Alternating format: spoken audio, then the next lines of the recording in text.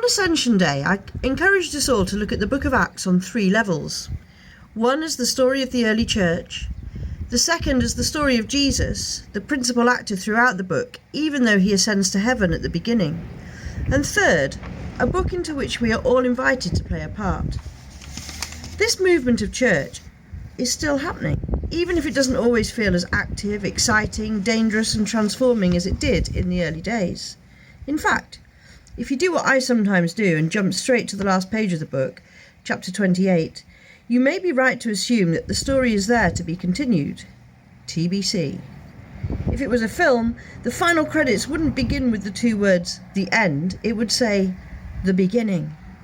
That is why there's a Christian band called the 29th chapter of Acts. We're living the next part of the story. And let's explore this in the context of the Ascension. There's been a lockdown Ascension-related meme going around recently that says this: Ascension Day is when Jesus started working from home.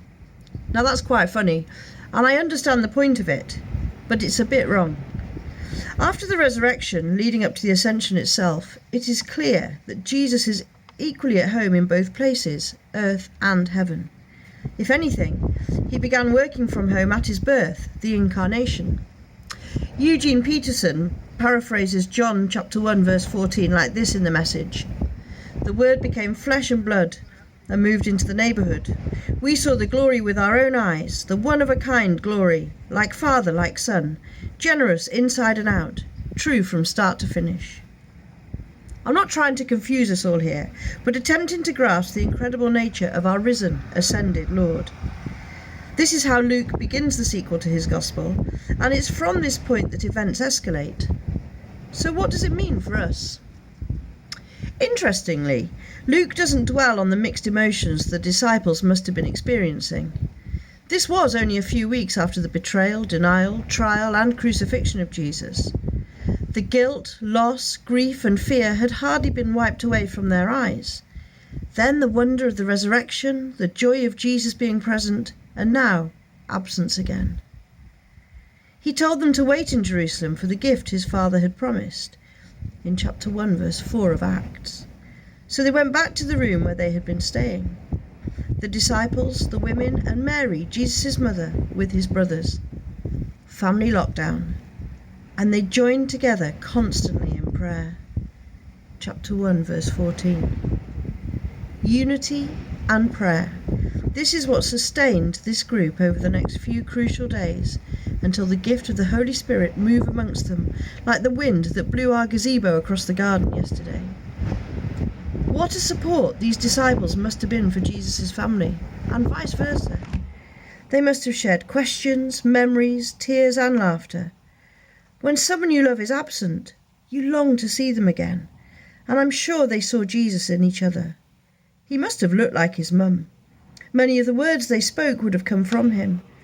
In his absence, he was present. I'm going to push this a bit further. Jesus left them with encouragement, the promise of a gift, and he took with him the scars of crucifixion. In the words of a Pat Boone song, the only man-made thing in heaven are the scars on Jesus' hands. We're all waiting for the end of lockdown. Some of us are better at waiting than others. In fact, I planted a load of vegetable seeds last week, but I'll have to wait a couple of months for the leeks, onions and carrots to be ready. Barbara Brown Taylor says this: It was almost as if Jesus had not ascended, but exploded, so that all the holiness that was once concentrated in him alone flew everywhere, flew far and wide, so that the seeds of heaven were sown in all the fields of the earth. That time of germination was nourished by the disciples' unity and prayer, leading up to the movement of the Holy Spirit. And what next? Barbara Brown Taylor goes on to use the image of a fountain, one much grander than the little solar-powered one I've just plonked, hopefully in the bird bath. She talks of a 4-tiered fountain. God's glory spills over into Christ. Christ's glory spills out into the church. The church's glory drenches the world. This is how it worked. So the invitation to be part of this story continues, with the invitation to be drenched with the overflow of Christ's glory, soaking the world round us and encouraging each other in unity and prayer.